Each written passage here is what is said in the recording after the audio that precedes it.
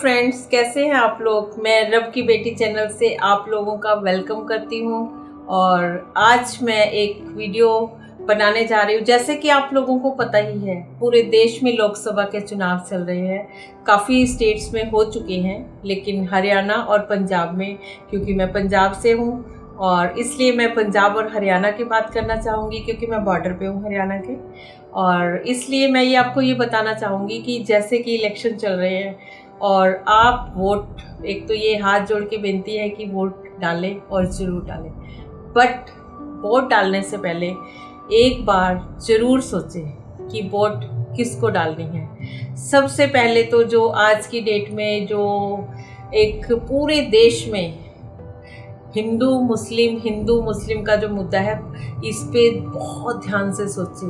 हम हिंदू हैं, हिंदू ही रहेंगे। ना हमें किसी ने हिंदू बनाया है, हम बाय बर्थ हिंदू ही पैदा हुए थे। और जो 47 से आज तक हमारे देश की एक यही खास बात थी कि हमारा देश धर्मनिरपेक्ष देश माना जाता था, सर्कुलर कंट्री माना जाता था। यहाँ पे सभी लोगों को, सभी जातियों को सेम दर्जा दिया जाता था। हिंदू, मुस्लिम, सिख, ईसाई है सब भाई भाई। और ये लाइन शायद सभी ने सुनी होगी, स्कूल्स में सभी ने बचपन में पढ़ी होगी।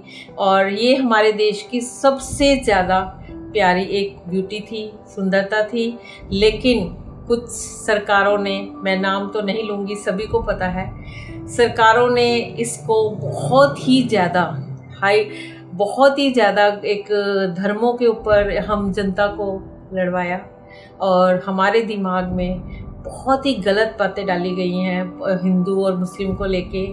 लेकिन मुझे नहीं लगता कि इन चीज़ों को देश में ये चीज़ होनी चाहिए, क्योंकि आपको पता होगा कि 47 से पहले अंग्रेज़ों ने भी अपना शासन बचाने के लिए हमारे इंडियंस में फूट डालो राज करो की नीति अपनाई थी। और सेम ये जो आज के नेता हैं, आज की सरकारें हैं, ये यही कर रही हैं।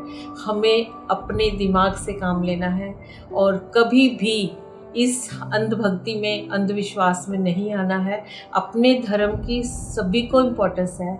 मैं अपने धर्म को मानती हूँ, मुस्लिम अपने धर्म को मानते हैं। लेकिन अगर हम दिल से अपने धर्म की रिस्पेक्ट करते हैं और उसकी वैल्यू करते हैं, तो मुझे नहीं लगता कि हम किसी दूसरे धर्म के बारे में, ना ही हमारा ये राइट है और कि हम दूसरे धर्म के बारे में कुछ गलत बोलें।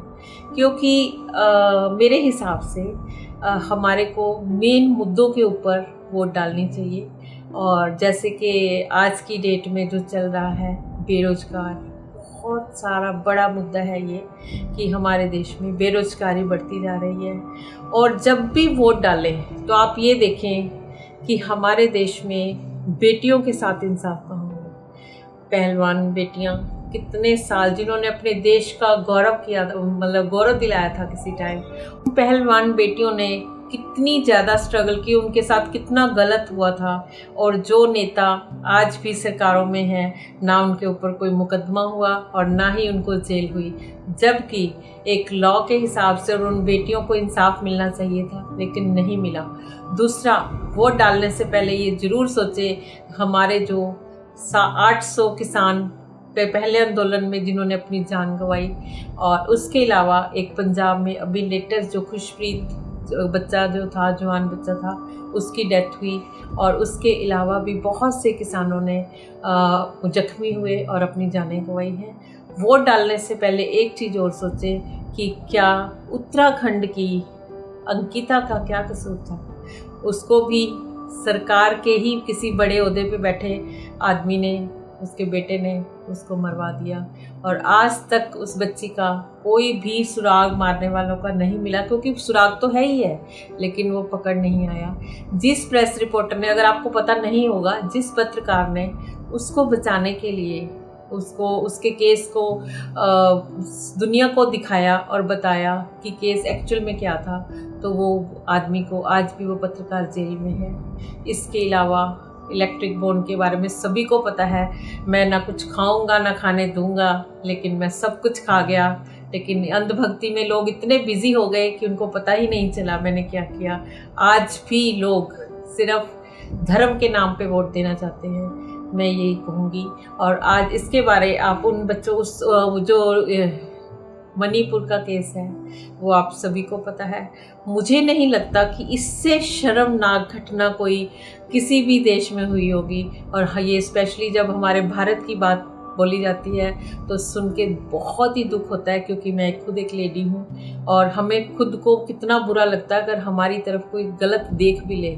लेकिन उन बच्चियों के साथ कितना गलत हुआ, क्या हुआ, और इसके अलावा तो बहुत कुछ बताया ही नहीं। बहुत सारे लोगों को तो ये मणिपुर की सच्चाई भी पता नहीं होगी, क्योंकि जिन बेटियों का रेप हुआ उनमें से शायद ही किसी बहुत कम लोगों को पता होगा कि जो एक लेडी थी, दोनों में से एक लेडी, वो एक कारगिल के युद्ध में लड़े सैनिक की वाइफ थी। और वो इंसान देश के लिए बाहर देशों से लड़ पाया, उसने अपने देश को विजय दिलाई, लेकिन हार गया वो अपनी ही वाइफ की इज्जत और उसकी जान बचाने में। तो ये है हमारे देश की विडंबना।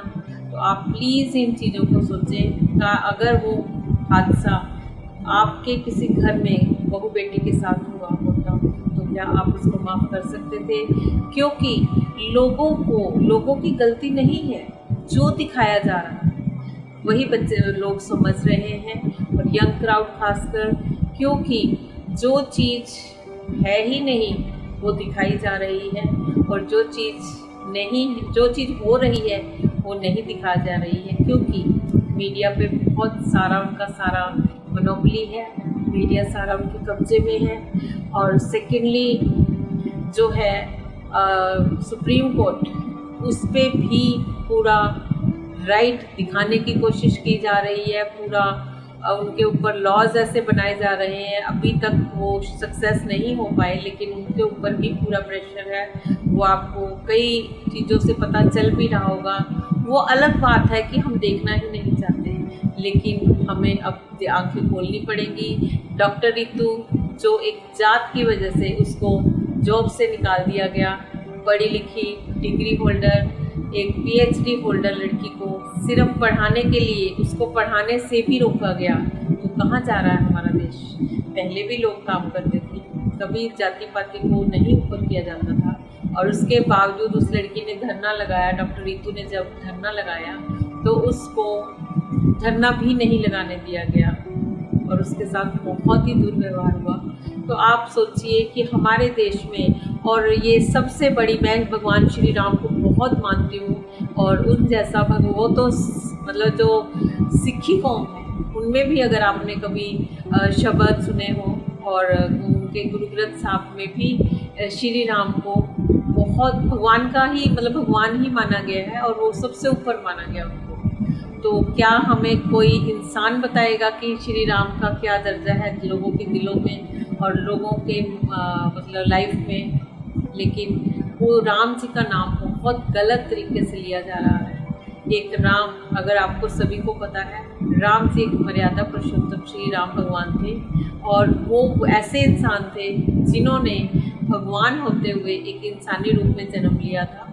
और जब उनकी एक सौतेली माँ ने, जैसे कि सबको पता है कि उनको राज तिलक होने वाला था और सभी पूरे राज्य को पता था, लेकिन रात को वक्त बदला और उनकी जो कई माँ सबसे ज़्यादा उनको प्यार करती थी, लेकिन ये कहते हैं ना कि विधि का विधान था, उनको रात के रात उनको वर मांगा गया और उनसे वनवास दिलाया गया श्री राम को।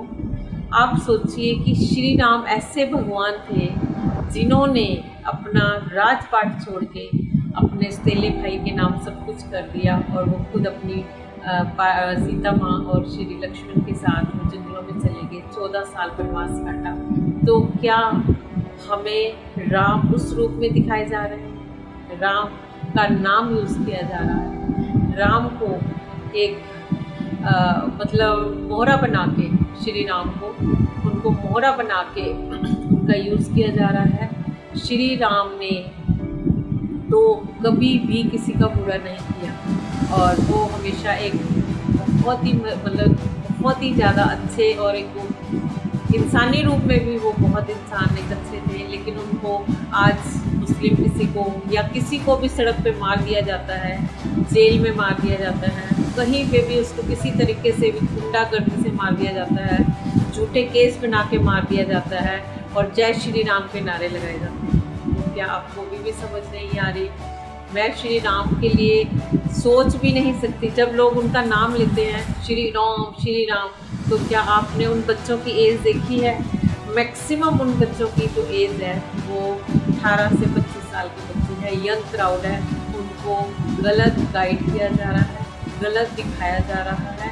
और वही राम जो लोग उदाहरण देते थे कि मेरा बेटा राम जैसा बने, अपने बच्चों के नाम राम तक रखते थे कि मेरा बेटा राम प्रसाद है, लेकिन आज वही राम का बच्चों को क्या रूप दिखाया जा रहा है। तो प्लीज़ जब भी वोट दें ये सारी बातें सोचें। इसके अलावा भी बहुत से मुद्दे हैं, बहुत मतलब यही कहूँगी कि आप खुद समझदार है, मैंने आपको इशारा देना था और शायद ये सभी को पता भी है। तो प्लीज़ अंधभक्ति से बाहर निकलें, अपने वोट का सही यूज़ करें। और मेरी वीडियो अगर अच्छी लगती हो तो प्लीज़ लाइक शेयर ज़रूर करें। सबसे पहले सब्सक्राइब कर लीजिए ताकि मैं आगे वीडियो बनाती रहूँ। Thank you very much.